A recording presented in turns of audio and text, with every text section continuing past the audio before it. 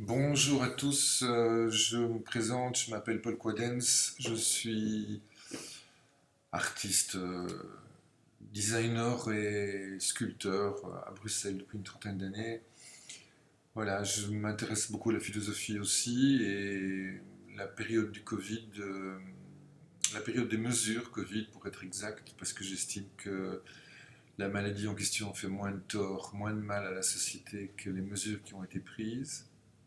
Voilà, donc la période mesure Covid m'a m'a décidé à commencer à écrire mon premier livre de philo, que j'ai terminé il y a quelques mois et qui est en édition maintenant à Paris. Et ce livre, le voici. Pour l'instant, c'est encore à l'état de maquette, on attend sa sortie. C'est Philosophie de la soustraction. C'est une brique de 400 pages et mon concept, c'est vraiment la philosophie de la soustraction, contrairement à l'addition que l'on connaît, pour essayer d'en sortir dans ce monde, hein. Donc voilà, et rapidement présenté, en gros, on l'a compris, pour retrouver notre âme, pour retrouver notre esprit, pour retrouver du sens à nos vies, pour retrouver de la vérité, pour retrouver de la liberté, il faut absolument quitter tout le monde de la marchandise, tout le monde du commerce, le monde de la banque, le monde de la finance, le monde de l'État, le monde tel qu'il est construit aujourd'hui, en fait, hein, ce monde du profit, en fait. Ce monde du profit est lié aux affections, aux affects. Les affects sont, selon Spinoza, au nombre de trois, donc c'est la tristesse, la joie et le désir. Tant qu'on est dans le monde des affects, on est dans un monde du manque, un monde de la tristesse, un monde de l'exagération, un monde qui nous réussit pas, un monde qui est là pour nous détruire en fait. Et dès que l'on quitte les affections, on approche de la raison. Et la raison on arrive à la raison à force de compréhension du monde, à force de connaissance, et à force de sagesse aussi, et à force de contrôle aussi de ses émotions, de contrôle de ses affections. Et cette situation, cet état de la raison nous apporte une liberté, une forme de liberté absolue, comme pourrait dire Hegel aussi, quand il parle de la liberté absolue, qui selon lui n'est accessible que dès lors que l'on quitte et que l'on abandonne tout dogme, tous, absolument tous. Donc parmi les dogmes, il n'y a pas que les religions, il y a évidemment le dogme de la société commerciale, le dogme de la société civilisée, on va dire. Et donc tant qu'on ne quitte pas ces dogmes-là, on n'accepte pas la liberté absolue. Spinoza pense la même chose. Et on va voir à travers mon bouquin et à travers tous les thèmes qui sont développés, et on peut voir aussi dans la table des matières, euh, par exemple le Christ et la vraie traduction des évangiles. On verra aussi la beauté vraie, la beauté fausse, euh, l'art du marché, marché de l'art, l'amour vrai, l'amour faux, l'amitié vraie, l'amitié fausse, les chiffres et les lettres, l'allégorie de la caverne de Platon. À qui profite le crime, complotiste, LGBT, le capital bouffe tout, le réchauffement climatique, enfin, toute une série de sujets qui nous touchent tous, en fait, qui sont des sujets quasi d'actualité, en fait, hein, et je démontrerai, je montrerai la, la différence abyssale entre ce monde que l'on connaît de la marchandise et du commerce par rapport au monde décrit par les philosophes. Et je partirai des philosophes de l'Antiquité, donc Héraclite, Parménide, vers 400, 500, 550 avant Jésus-Christ, et puis Socrate, Platon, et j'arriverai à Sénèque en 50 de notre ère, à Rome, Épictète aussi, un petit peu, et puis je passerai directement, je crois, à le Christ, j'oublie pas le Christ, qui était évidemment avant Sénèque, qui est pour moi un des premiers penseurs radical, avec une pensée très forte et un charisme évidemment extraordinaire, dans une période de tumulte et d'hégémonie complète et totale du judaïsme aussi. Et donc j'explique tout ça dans le livre. Ce que l'Église a fait du Christ après, c'est une autre histoire qui m'intéresse un petit peu moins, on va dire.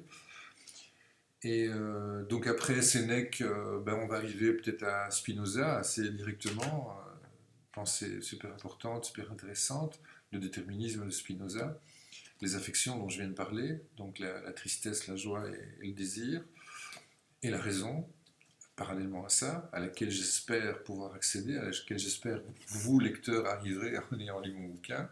En tout cas, ce sera un début. Et ensuite Hegel qui est évidemment le philosophe le plus important pour moi de tous les temps. Ensuite Marx et puis voilà, donc les contemporains, je les avais lus avant, je m'en suis éloigné. Simplement pour dire que la pensée des philosophes, je ne vais pas développer ici, mais la pensée des philosophes dont je parle, avec cet axe qui va de Héraclite, on va dire en gros Héraclite, Spinoza, Hegel, ça c'est l'axe vraiment principal pour moi.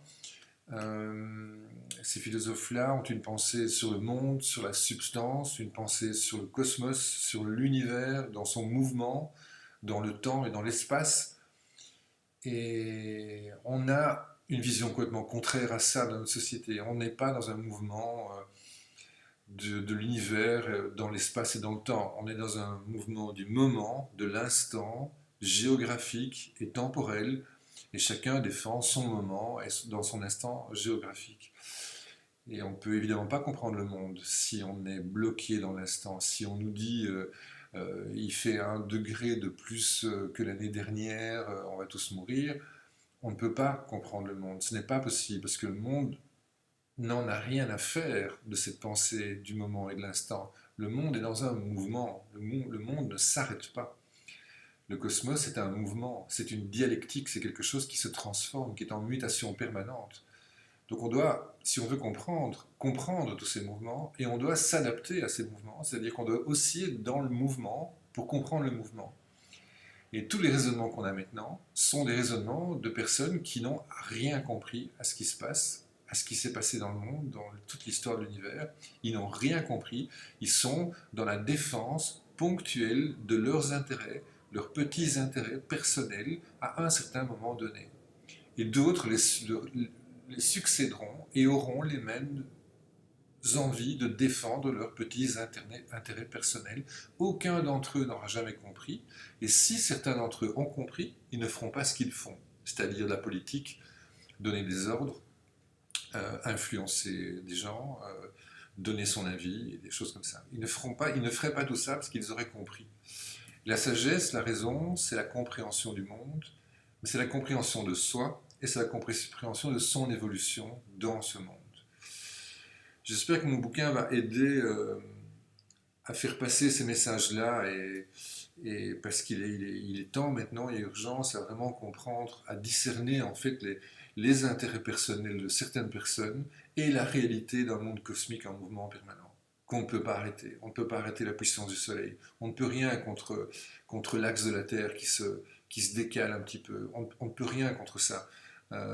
C'est d'une arrogance incroyable que d'imaginer que l'homme et ses voitures et ses moteurs thermiques arrivent à influencer la température sur la planète. C'est scandaleux. Donc tout ça est expliqué, tout ça est illustré, tout ça est agrémenté de textes de spécialistes, de personnes, de scientifiques, à qui j'ai demandé l'autorisation de publier aussi leurs courts textes que j'ai trouvés, notamment sur le climat, mais aussi sur le voile islamique, par exemple. Il y a tout un texte là-dessus.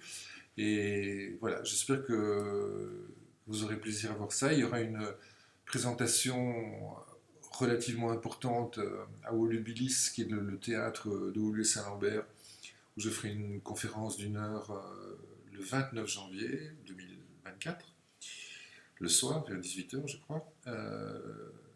Et donc là, il y aura la présentation du livre un peu officielle avec une signature, une librairie qui participera à l'événement. Je vous remercie et à bientôt pour d'autres vidéos.